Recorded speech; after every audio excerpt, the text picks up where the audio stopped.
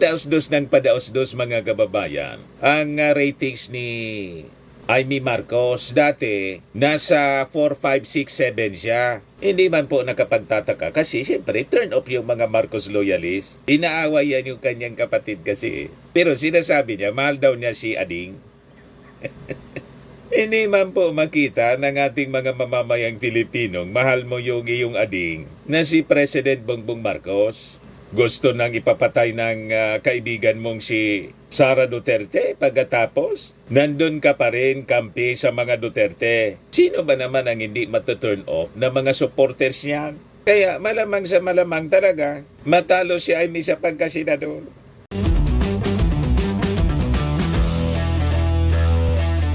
Ito naman po yung bago naming product na binibenta online. iGlow Serum, whitening po siya. Tingnan ninyo yung epekto sa aking anak na architect before and now. Yung mga inquiries po ninyo, dumiretso na lang kayo sa kanyang Facebook account, Riz Maravillas. Si Senator Amy Marcos, mga kababayan, aminado na nangangamuti na siya. Nangangamuti po sa sa survey. Laglag mga kababayan sa sa senatorial survey si Amy Marcos. Ayan yung balita ngayon sa Politico News. Sabi dito, nangangamuti ako. High spender Amy Marcos frustrated by slide in senatorial poll ranking. Tanong hindi mangamuti sila ni Senator Bato. Galit na yung ating mga mamamayang Filipino sa mga Duterte. Lahat ng mga kaalyado. Si Senator Bongo na lang po ang pumapasok. At sabi nga natin, si Senator Bongo, pag pinagtulungan ito ng ating mga congressmen at magising yung ating mga mamamayang Filipino na kailangan lahat ng mga kakampi ng dating Pangulong Digong at ng China dapat nang maisot sa inidoro, malamang lahat sila uuwi to plant kamote. O diba? Damay si Senator Amy Marcos kasi matigas ang ulo. Sinama siya ng ating Pangulong Bongbong Marcos kasi sa line-up, administration candidate. Ayaw man. Inis na po yung yung endorsement ng kanyang kapatid mismo. Pinahiya yung ating Pangulo. In-endorse siya, absent. Nag-joke na lang yung ating Pangulo nang mag-endorse ng mga administration candidates. Nauna-naan niya si Senator Amy Marcos na nangangampanya. Yun na lang yung nasambit ng ating Pangulong Bongbong Marcos. Siyempre, ayaw din niyang ipahiya yung kanyang ate. Kaya lang siya pinahiya. Di ba? Kasi ayaw pang i-abandon ni Amy Marcos yung mga Duterte. Yung mga DDS po, sinusuka na rin siya kasi ang tawag sa kanya, mangga. Siya yung pinaparinggan. Mga kababayan mismo ni Sara Duterte na mangga.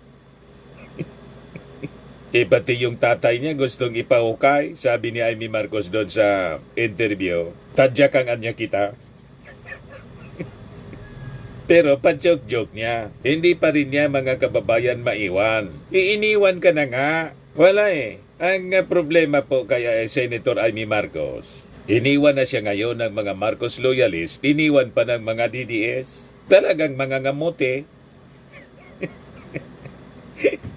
Ito na ngayon ang sinasabi niya. At lalo siyang mga ngamote kasi pinag-iinitan mga kababayan ni Senator Amy Marcos yung AKAP na inisponsoran ni Martin Romualdez ng House of Representatives. Ayaw niya sa AKAP.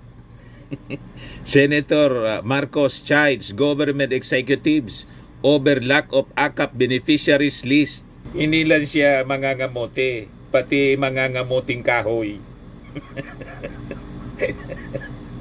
Kamote at kamuting kahoy, mga kababayan. Magtatanim siya ng kamote at kamuting kahoy, pati linsa. Sa bagay, laking tulong yan sa ating agrikultura.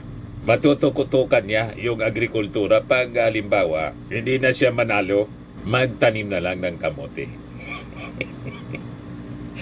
At sabi nga natin mga kababayan, wala ba ibang dapat sisihin kundi sarili niya. Matigas ang ulo eh. Nahawa ni Sara Duterte na matigas ang ulo.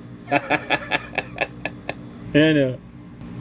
Sabi dito sa interview mga kababayan ni Alvin El Chico, Senator Amy Marcos expressed her frustration over the decline in her ratings ahead of the 2025 midterm polls after a social weather station's survey showed her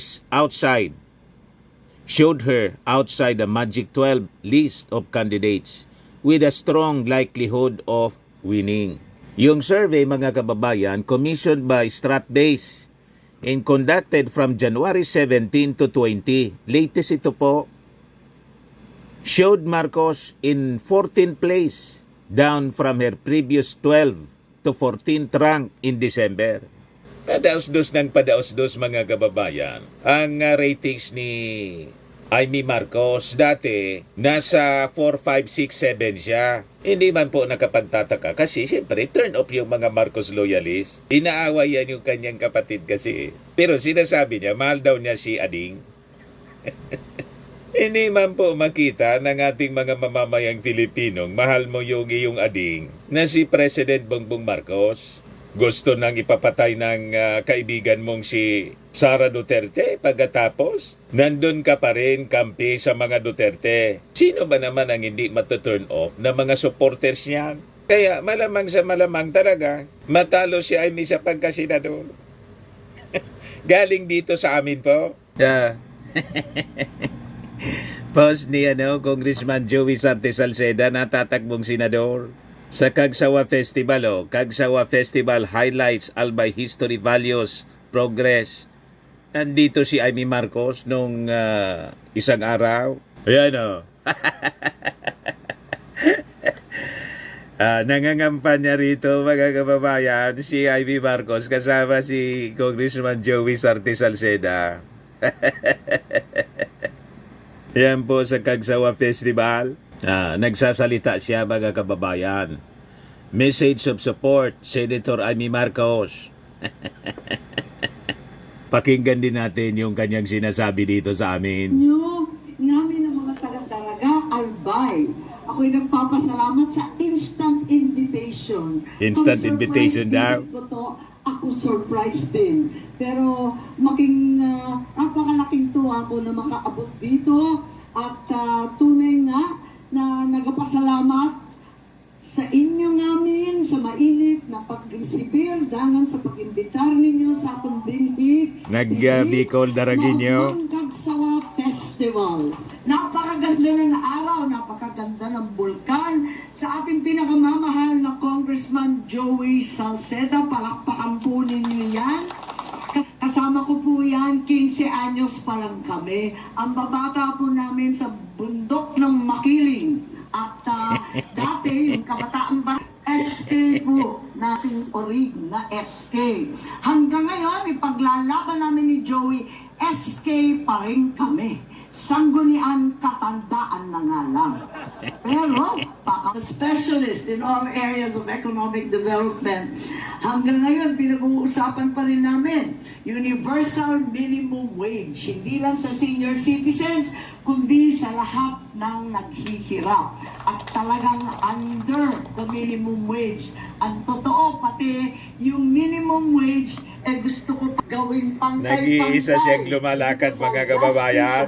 Ilocos, gawin na natin pantay-pantay sa lahat ng nangangailangan.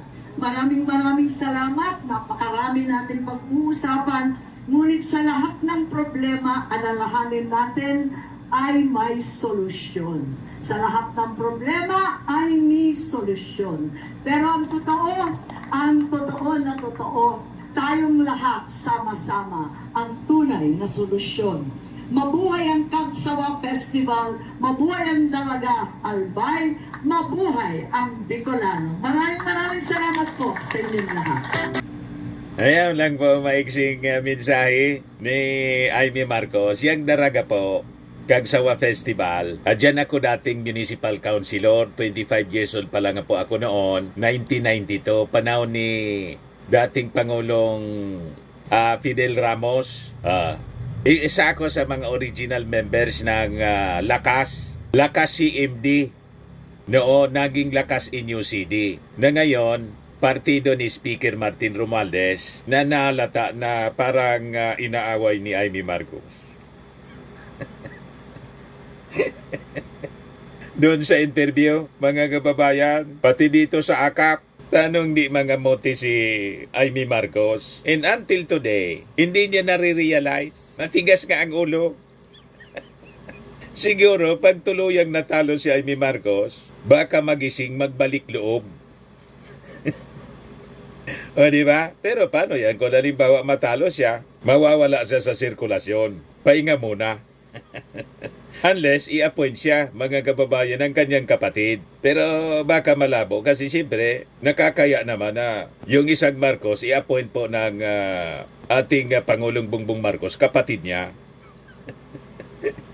Maging issue pa, mga kababayan. Ano? Oo nga, nangangamuti ako. Ano ba yan? Ewan, hindi ko alam. Sabi po ni Amy Marcos sa Harapan 25 interview ng ABS-CBN News ni Alvin El Chico noong Friday. Inaaralan niya natin pero trabaho pa more. Marcos denied that her poor survey rating is due to her continued alliance with Vice President Sara Duterte, despite the latter's falling out with her brother, President Ferdinand Marcos Jr., and her threat to desecrate the remains of their father, the late dictator Ferdinand Marcos Sr. Sabi ni Amy Marcos, hindi ako namamangka sa dalawang ilog. Marami ding nagsasabing manggagamit, pero hindi naman ako tinutukoy noon. Marcos said, poking fun on her facial features. Senator Amy, hanggat hindi mo nare-realize na mali yung landas na tinatahak, malamang sa malamang, hindi lang mangangamuti ka, pati mangangamuting kahoy at linsa.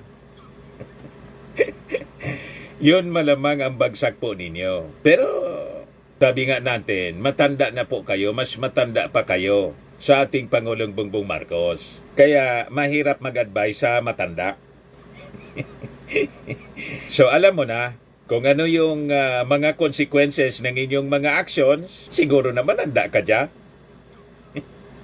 Di ba? O ngayon, lalo pang sasadsad sigurado ang ratings po ninyo kasi pinag-initan ninyo yung AKAP, ayuda para sa mga kapos ang kita. Matagal pa nang pinag-iinitan ni Senator Marcos po, Senator Amy Marcos yung AKAP, kasi brainchild ito ni Pinsan.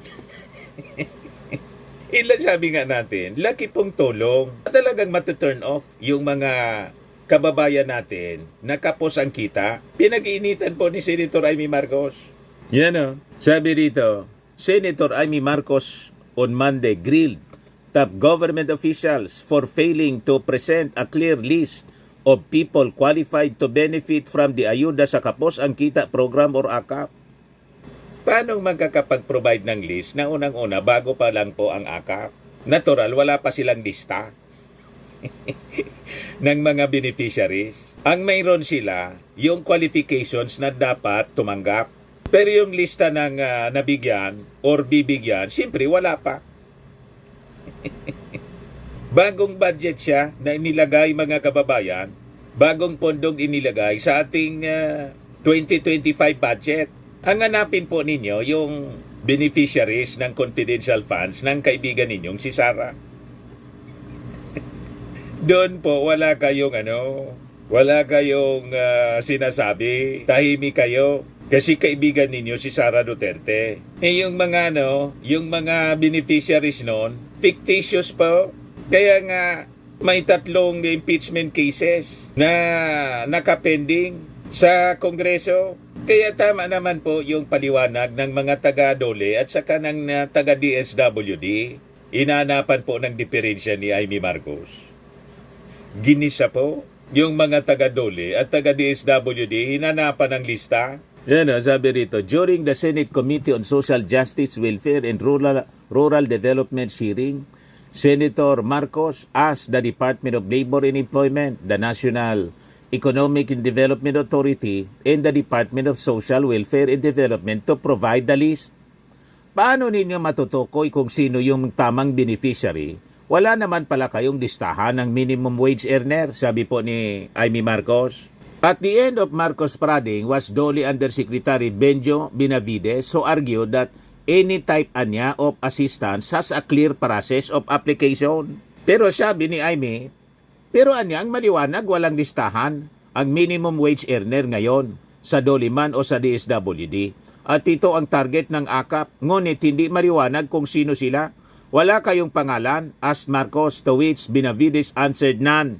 Siyempre, wala pang listahan po ng mga target beneficiaries ng mga pangalan kasi bago ngang programa. Kaya paliwanag po ni Benavides, mayroon anya kaming guidelines kung sino yung ka-qualify. Tama naman po yung paliwanag ni Benavides. Ayaw tanggapin yung paliwanag ni Amy Marcos.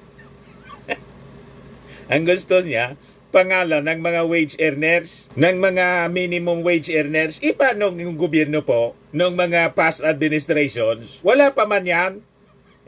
Hindi man po kasi naisip nila na bigyan yung mga minimum wage earners ng assistance ng gobyerno. Paano maglista niyan yung gobyerno? Wala pa man nakaisip sa previous administrations na magbigay ng AKAP, bagong programa na naisip ng ating mga congressmen para malabanan po yung inflation. Kasi di ba, mataas yung presyo ng mga bilihin dahil sa kung ano-anong mga factors affecting inflation tulad ng giyera sa Middle East, yung Ukraine-Russian war, tapos yung pagtaas ng presyo ng mga petroleum products, plus yung climate change po, yung pagtama ng mga calamities sa iba-ibang parte ng mundo, including our country. So comes the inflation. Kaya naisip ng ating mga congressmen sa panguna ng ating Speaker of the House na magbigay po ng AKAP, pinag-iinitan ni Amy. Bago siyang programa, kaya wala pang lista ng mga wage earners, minimum wage earners. Pero sabi ni Benavides, may guidelines anya tayo. Qualifications and guidelines ng mga pwedeng tumanggap. Sabi dito, meanwhile, Marcos likewise grilled DSWD, asking if it can provide list of AKAP beneficiaries. Sabi ni DSWD Undersecretary Alia Dimaporo, similar to what was disclosed by Benavides niya, yung hinahanap mo anyang lista is still non-existent. Wala pa man niya kaming lista niyan. First time na magka-AKAP, siyempre walang lista. Tama po? Nawala na sa rason itong si Senator Amy Marcos sa kakakampi niya kay Sara Duterte na illogical. Nakakahawa po ang mga ganyang sabi natin, tama yung old saying, birds of the same feather flock together. So sabi ni Amy Marcos, so ang sinasabi ninyo, wala rin kayong listahan? Kung ang NEDA at ang DOLE walang listahan ng mga magiging beneficiaries nitong programang ito, inaamin rin ng DSWD na sa ngayon wala rin kayong listahan para sa mga beneficiaries nito. Tama po ba? Sagot ni Dimaporo, there's no list anya, but there are guidelines that will provide the requirements to avail AKAP.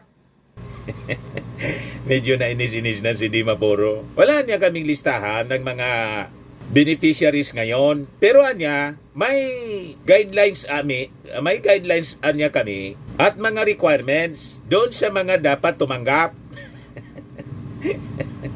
Siyempre, yung dapat tumanggap niyan, yung mga manggagawa tulad ng security guard na minimum wage earner na ang sweldo siguro below 15,000 qualified. So, ganyan po. Pero yung lista ng tao kung sino-sino ito, wala pa man po. Bagong ang programa, wala pang census. Wala pang lista. Previous list. So ngayon na may AKAP na, pag in-implement po, pupunta yung mga minimum wage earners na mga manggagawa, magkakalista na po ng beneficiaries. Naintindihan mo na, Senator Amy Marcos? Yun ang punto ng mga taga-DSW Dole saka NEDA. Sinisiraan mo yung AKAP. Malamang sa malamang ma-turn off yung mga beneficiaries ng intended beneficiaries ng AKAP. Hindi kayo niyan iboboto, lalo kayo mga ngamote. Ang tag-isip kasi nito mga kababayan, hindi man si Amy Marcos, kundi yung pinsan, si Martin Romualdez, na malamang iyon ang i-endorse ng ating Pangulo na maging successor sa pagkapangulo. Hindi po si Inday kasi inaway na ni Inday si PBBM. Baka may usapan sila ni Amy Marcos na si Inday Sara ang tatakbong pagkapangulo sa 2028, si Amy Marcos yung vice presidente. Kung ang tumakbo po si pinsan for president at pasadsad ng pasadsad mga kababayan ang ratings ni Sara, kahit tumakbo si Amy Marcos for vice president sa 2028 katandem ni Sara Duterte, malamang pareho silang talo. Nagets na ninyo mga kababayan kung bakit nanggagalaiti si Amy Marcos? Nasira yung mga plano. Inunahan ni pinsan. Pero sa totoo lang po, si pinsan niya, si Martin Romualdez, hindi man po nagsasalita. Kaya lang siguro nahalata ni Amy Marcos na ang mga actions po, mga ginagawa ni Martin Romualdez pang presidente. O, di ba? Mas loyal mga kababayan si maasahan si Martin Romualdez ni PBBM. Kaya malamang sa malamang si Martin Romualdez po ang basbasan na susunod na presidente. Ferdinand pa rin. Ferdinand Romualdez. Ferdinand Martin Romualdez. Sabi dito sa balita, this however did not sit well with Marcos, who proceeded to emphasize that the apparent absence of such a list just indicates that the government is not aware who the potential beneficiaries of AKAP are. Pero paliwanag po ng DSWD, to qualify niya as a beneficiary under AKAP, a certain individual must belong to the low-income category, especially those whose income does not exceed the statutory minimum wage. This was also revised and simplified by the agency, including low-income and minimum wage earners, especially those who were hit by inflation. Sabi po ng DSWD, ayaw tanggapin ni Amy Marcos yung paliwanag ng DSWD. Bago nga, Amy, ang programang AKAP, kaya paano magkalista? Magkakalista sila once na yung mga target beneficiaries based doon sa guidelines and requirements na ipalabas. Pag naipalabas na yon, comes now the target beneficiaries. Mag-a-apply na sila. Yung mga beneficiaries na hindi magka-qualify, hindi po sila mabibigyan siyempre. Kasi may guidelines siya. Pag nag-avail na sila, di magkakalista na, may pangalan na. O, di ba? Mahirap ba yon intindihin, Senator Amy Marcos? Mahirap intindihin po sa inyo kasi galit kayo sa AKAP. Kung galit kayo sa AKAP, hindi din kayo aakapin ng mga beneficiaries niyan.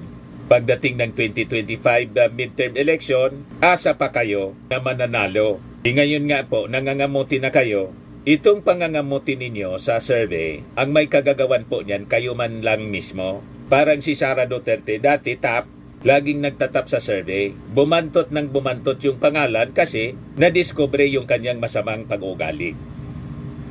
Siya man lang po, wala man nagsabi sa kanyang magwala siya.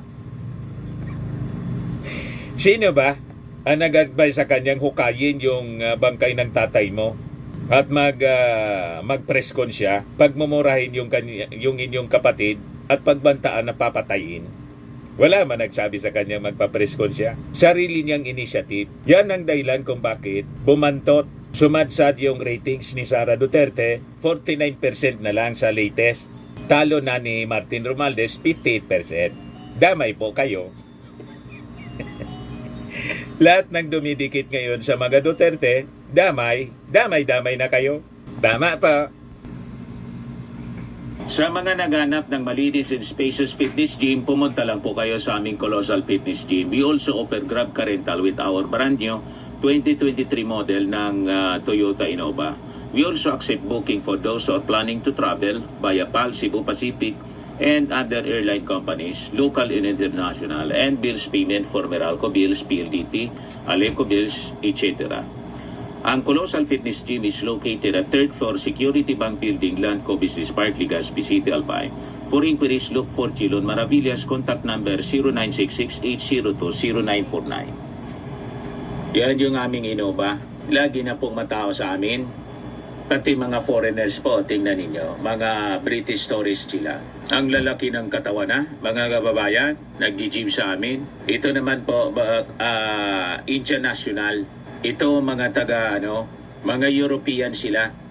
Ito naman yung bago naming product na binibenta online, Eye Glow Serum. Whitening po siya galing sa South Korea. Tingnan ninyo yung epekto sa aking anak na architect entrepreneur, Riz Maravillas. For inquiries, look for Riz Maravillas on FB.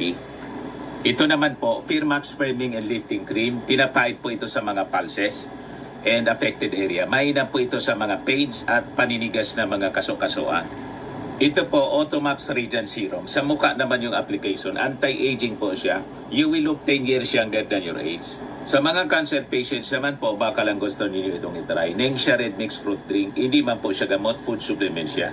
Kaya lang, gawa siya mga kababayan sa goji berry. Yung goji berry may anti-cancer properties. Yung mga inquiries ninyo, dumiritso na lang kayo sa aming messenger sa Facebook para masagot namin agad. Ayos po, ako po si Dante Maravillas. Bye-bye. God bless.